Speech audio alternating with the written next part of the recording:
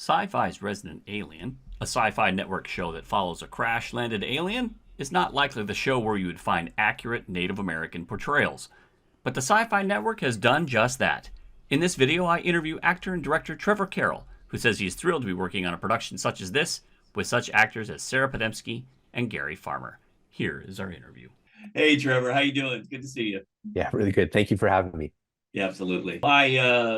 This has been a pretty fun series of interviews regarding SYFY Channel's Resident Alien. I spoke to Gary Farmer, Sarah Podemski. I was saying to Sarah yesterday, this is not a place you'd necessarily suspect would have accurate Native representation.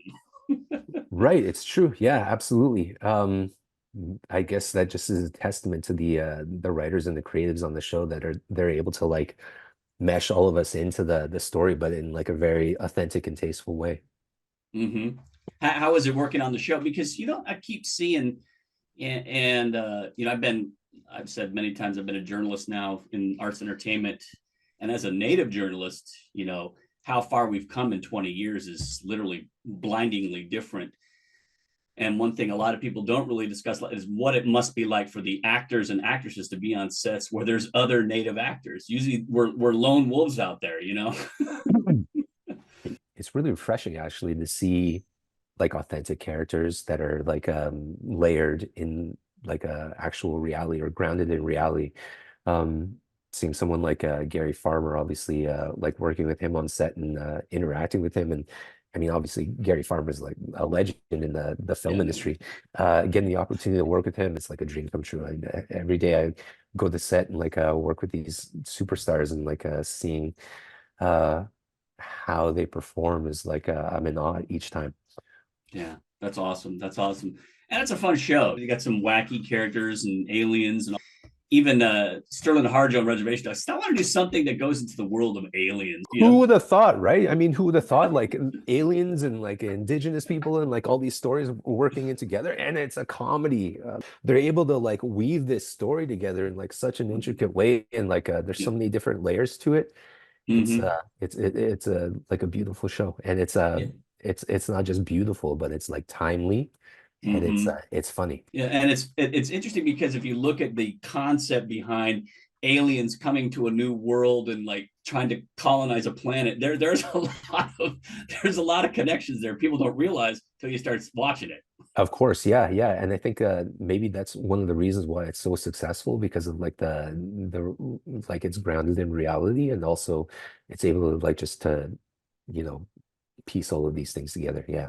Right. So tell us about your character John. What's his deal in the show? Yeah, I mean, like John, he's the life partner of Liv Baker, who's the deputy of Patients Colorado, and in the wintertime, he's part of the snow patrol. He works with Darcy, so he's been doing that for a number of years, and then in the summertime, he helps operate the boat rentals down at the lake. So I mean, he's got his hands full with his job and his career, but also he's just a really supportive part of Liv Baker's life. Mm-hmm. Yeah. So last question I have here is we are in 2024. We just saw, a Native actress become Oscar nominated. She got the Golden Globe, the SAG Award.